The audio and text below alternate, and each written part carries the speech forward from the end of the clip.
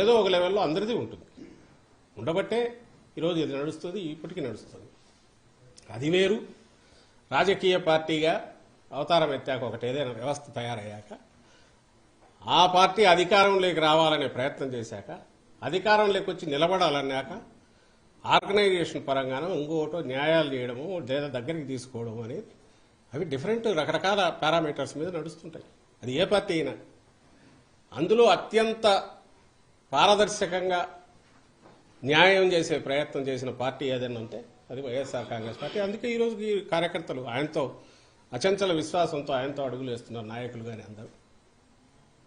Party ఇంత బ్రహ్మాండంగా ఉంది. ఇది ఒక పార్ట్. రెండవది ఆమె చెప్పినది, ఇంత జరిగినా నాకు అన్యాయం జరిగినా కనీసం రాజశేఖర రెడ్డి గారి ఆశయాలు అమల్లోకి వచ్చినాయా, ప్రజలకు మేలు జరిగిందంటే ఒక్కటంటే ఒక్కటి కూడా లేదంటున్నారు. ఇంకా అది విన్నాక ఏమనాలో అర్థం కావట్లేదు.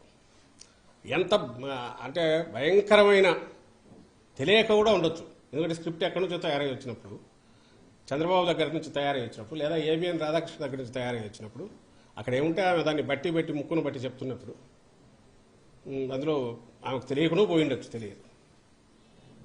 ఆమె ఎంతవరకు పోతున్నారంటే, ఆ రోజు రాజశేఖర రెడ్డి గారు ఫీజు రీయింబర్స్మెంట్ పెట్టారు, ఈ రోజు అసలు లేదు అంటారు.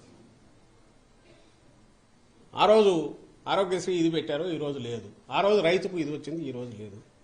అసలు ఎక్కడ రైతులకు సంబంధించి ఈ రోజు ఇచ్చినంత భరోసా, అది నేమ్ సబ్సిడీలు కానీ, ఇంకో ఇన్పుట్ సబ్సిడీ కానీ, క్రాప్ ఇన్సూరెన్స్ కానీ, క్రాప్ ఇన్సూరెన్స్ లేదంటారు.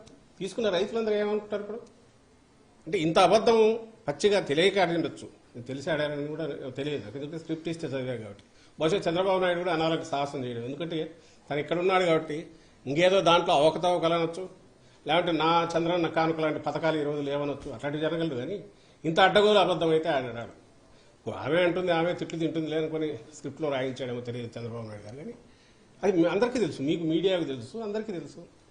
ఈరోజు వాటికి మరింత పదును ఎలా పెరిగింది. ఆరోగ్యశ్రీ ఆ రోజు ఉన్న దాని దగ్గర ఈరోజు 3000 ప్రొసీజర్స్ ఎట్లా పెంచారు, 25 లక్షల వరకు లిమిట్ ఎట్లా పెంచారు, ఎలిజిబిలిటీ 5 lakh per annum ఎట్లా చేశారు, 80%, 85, 90% దాకా ప్రజలు ఎట్లా కవర్ అవుతున్నారు, కుటుంబాలు కవర్ అవుతున్నాయి.